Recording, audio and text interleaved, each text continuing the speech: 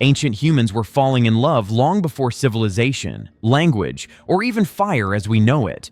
Who were the first lovers in human history?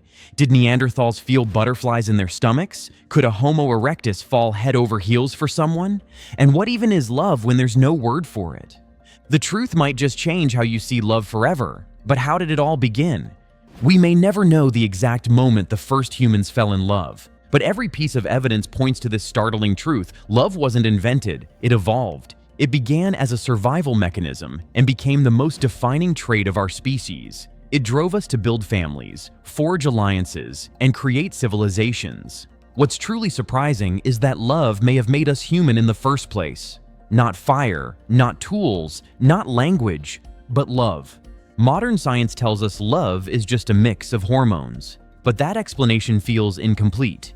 Because love isn't just chemistry, it's survival, bonding, sacrifice, and something deeply human. With modern neuroimaging, scientists can now observe what love does to the human brain. The hormones oxytocin and dopamine, often dubbed the love chemicals, promote bonding and pleasure. But these neurochemicals didn't evolve for candlelit dinners. They evolved to keep early humans loyal, ensure offspring survival, and cement long-term partnerships. And this upgrade may have occurred millions of years ago, well before Homo sapiens. Primates show signs of pair bonding. Birds even court each other. But humans? We turn this into something more: ritual, memory, and meaning. So the real question isn't just what is love, but how far back does it go? Could it be that love itself shaped the evolution of our species? Thanks to cutting-edge breakthroughs in genetics, we now know that ancient humans didn't just coexist. They connected, partnered, and even reproduced across species lines. In a groundbreaking study published by PLOS Genetics, scientists at Cornell University uncovered irrefutable evidence that early Homo sapiens interbred with at least 4 different archaic human species, including Neanderthals, Denisovans, and possibly even the mysterious Homo erectus. Think about that for a moment.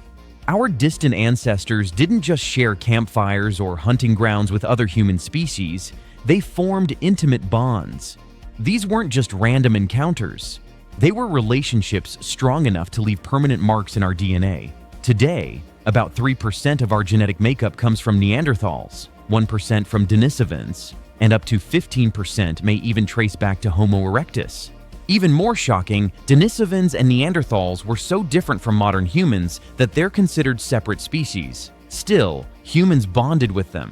That says something powerful. It means that the drive to connect, form families, to love, ran deeper than biology. It crossed species lines. And it wasn't just sex, it was bonding. The kind that triggers brain chemicals like oxytocin and dopamine. These weren't designed for fun. They were built for survival, loyalty, and long-term care. The same chemicals that flood your brain when you fall in love today are the same ones that helped ancient humans build tribes, raise children, and protect each other.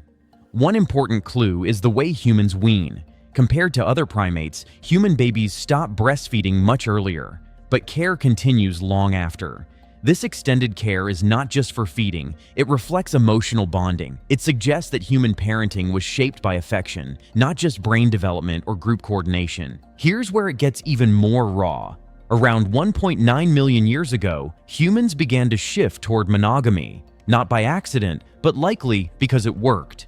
When one partner sticks around, fights go down, care goes up, and the whole group becomes stronger.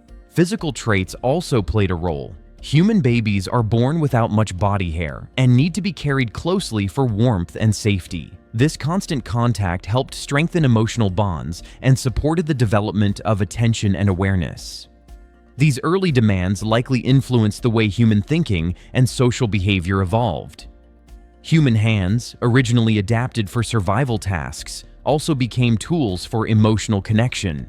Touching, holding, and caressing became early forms of nonverbal communication before spoken language existed. Simple acts like tickling or stroking helped form bonds and supported early emotional development. And the proof of our emotional depth isn't just in DNA. At Shanidar Cave in Iraq, Neanderthal graves show something else: flowers buried with the dead, tools placed beside broken bodies. One man had a crushed leg and blindness, yet he lived for years. That means someone fed him, protected him, loved him.